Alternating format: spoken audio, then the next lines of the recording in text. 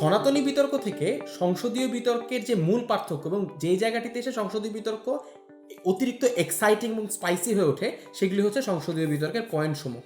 এই পয়েন্টগুলোর কারণেই সংসদীয় বিতর্ক এত বেশি এক্সাইটিং এবং এত বেশি জনপ্রিয়তা লাভ করেছে। 3টি পয়েন্ট রয়েছে, যে 3টি পয়েন্ট এই বিতর্কে উত্থাপন করা যায় এবং এই 3টি পয়েন্ট বক্তব্যের মাঝখানে উত্থাপন করা যায়, যেটি আগে সনাতনী বিতর্কে করা যেত না বা এখন সনাতনী বিতর্কে করা যায় না। 3টি পয়েন্ট হচ্ছে point of order, point of privilege, point of information.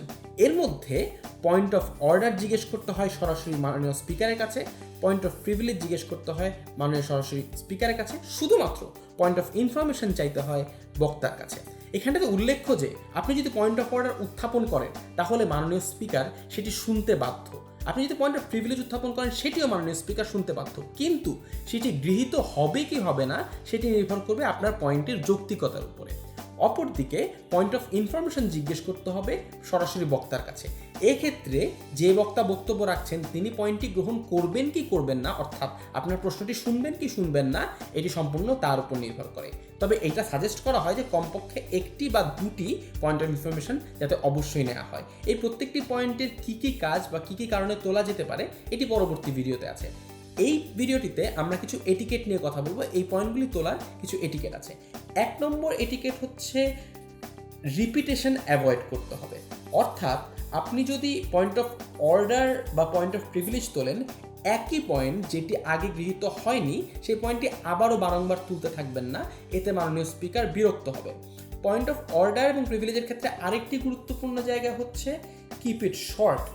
আমাদের অনেকে প্রবণতা রয়েছে আমরা অর্ডার প্রিভিলেজ তুলতে গিয়ে এক বড় করে কথা বলি। আমরা চেষ্টা করব যে 15 সেকেন্ডের মধ্যে আমাদের সমগ্র পয়েন্টটি স্পেসিফিক্যালি তুলে ধরার, এবং যদি মাননীয় স্পিকার সেটি গ্রহণ করেন তাহলে তো করলেন, যদি তিনি গ্রহণ না করেন তবে মাননীয় স্পিকারের সাথে আমরা তর্ক করতে পারবো না। এই তর্ক করবার প্রবণতা বিতর্ককে দীর্ঘায়িত করে, বিতর্কটিকে নষ্ট করে দেয়। আরেকটি এটিকেট যেটি পয়েন্ট অফ ইনফরমেশনের ক্ষেত্রে বলা দরকার সেটি হচ্ছে পয়েন্ট অফ ইনফরমেশন অবশ্যই 15 সেকেন্ডের মধ্যে শেষ করতে হবে এবং 15 সেকেন্ডের মধ্যে একটি প্রশ্ন করে আপনাকে বসে যেতে হবে। আরেকটি গুরুত্বপূর্ণ জায়গা হচ্ছে যদি আপনি একবার একটি পয়েন্ট অফ ইনফরমেশন চান এবং সেটি যদি গৃহীত না হয় তাহলে পরবর্তী পয়েন্ট অফ ইনফরমেশন জিজ্ঞেস করার আগে কমপক্ষে 15 সেকেন্ড অপেক্ষা করতে হবে। না হলে বক্তার বক্তব্যের মাঝখানে পয়েন্ট অফ ইনফরমেশন বারে বারে বলতে থাকলে এটা অনেকটা হেকলিং হয়ে যায়। এই হেকলিংয়ের কারণে বক্তা বিরক্ত হন এবং তার বক্তব্য ক্ষতিগ্রস্ত হয়।